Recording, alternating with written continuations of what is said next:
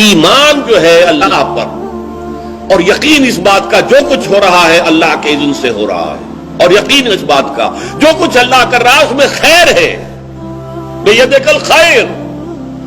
چاہے مجھے ایک بات ابھی ناگوار گزری ہے، مجھے تکلیف پہنچی ہے، اللہ کے اسکیم میں the higher level scheme of things, divine scheme of things کے اندر اس میں کوئی نہ کوئی خیر ہے، تم جانتے نہیں۔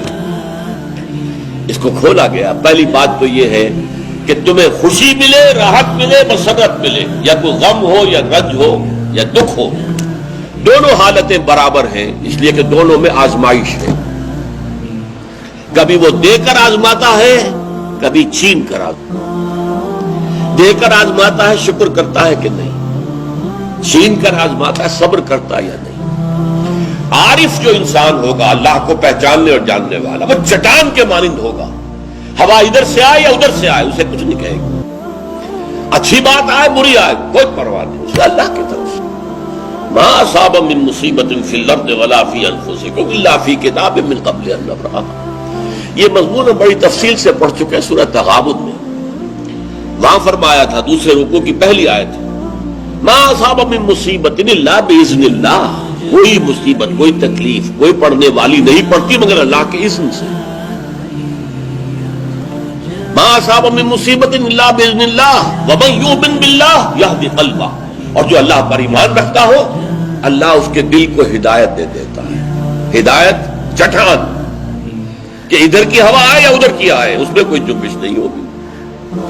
جتنا انسان دیکھیے، ایک ہوتا ہے فوری طور پر ایک ریفلیکس ایکشن کی حد تک متاثر ہو جانا، یہ تو ہوگا۔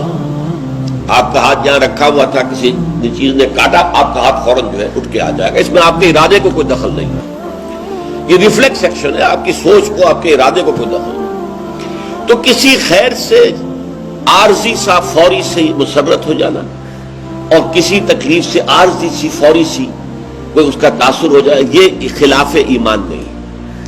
لیکن اگر یہ پینڈولم زیادہ حرکت کر رہا ہے، خوشی میں زیادہ ادھر چلا گیا، غمی میں زیادہ ادھر چلا گیا، تو جتنا اس پینڈولم کی رینج ہے اتنی ہی آپ خدا سے دور۔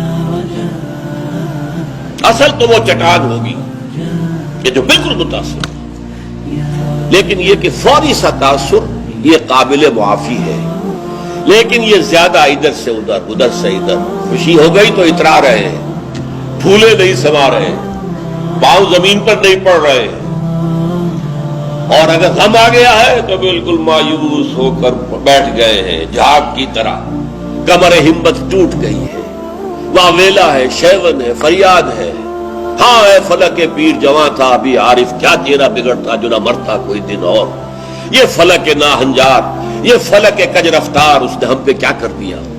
یہ ساری باتیں جو ہے یہ اللہ سے محجوب ہونے کی علامت ہے۔ اب اس میں بھی درجے ہیں کئی۔ دیکھیے پہلی بات یہ ہے کہ خوشی والی بات ہو، غم والی بات ہو، دونوں برابر ہیں، کیونکہ یہ بھی آزمائش، وہ بھی آزمائش۔ یہ بات سورۃ الفجر میں کہی گئی بہت خوبصورت انداز میں۔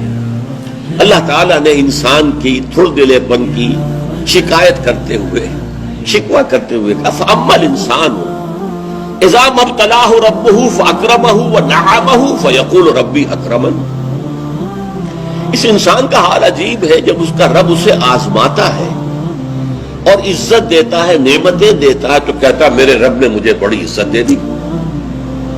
وَأَمَّا إِذَا مَا ابْتَلَاهُ فَقَدَرَ عَلَيْهِ رِزْقَهُ، اور جب اللہ آزماتا ہے اسے اور اس کی روزی تنگ کر دیتا ہے، فَيَقُولُ رَبِّي أَهَانَنِ، یہ کہتا ہے رب نے مجھے ذلیل کر دیا۔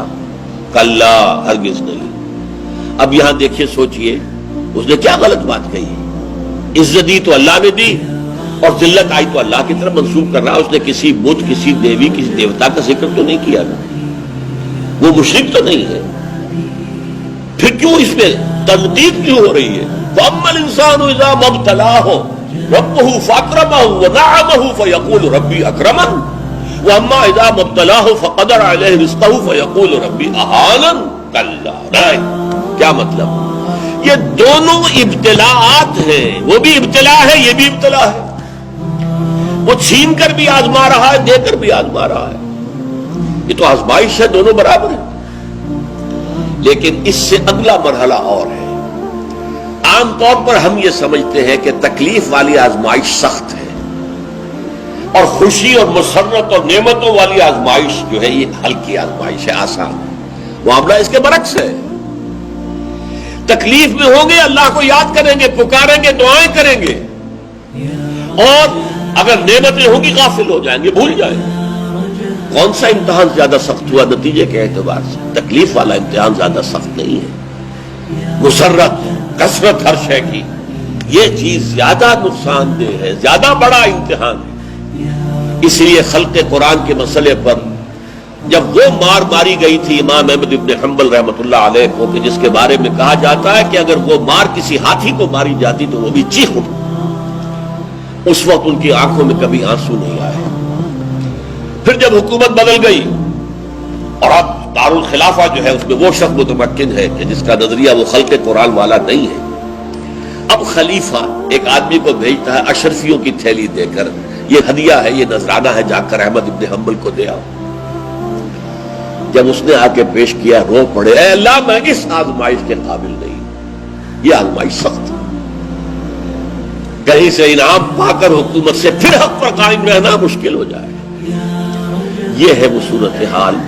ما اصاب من مصیبت فی الارض ولا فی انفسکم الا فی کتاب من قبل ان نبرأها ان ذلک علی اللہ یسیر لکہ لا تأسوا علی ما فاتکم ولا تفرحوا بما آتاکم واللہ لا يحب كل مختال فخور. اور اللہ تعالیٰ کو شیخی خورے، فخر کرنے والے، اکڑنے والے بالکل پسند نہیں. الذین یبخلون ویامرون الناس بالبخل، جو اس حجاب میں آ جاتے ہیں وہ بخل کریں گے. دولت ہی سب سے بڑی شے ہے، سنبھال کر رکھو، خرچ کرو گے تو ختم ہو جائے گی، دولت کی بنیاد ختم ہو جائے گی. اپنی تجوریوں کو بھر کر رکھو، خالی نہ کرو.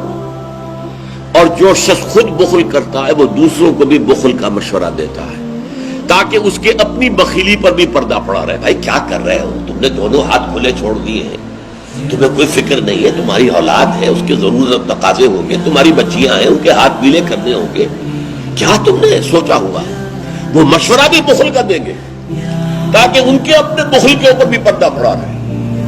یہ وہ کیفیت ہے کہ جو پھر محجوبیت کے اندر پیدا ہو.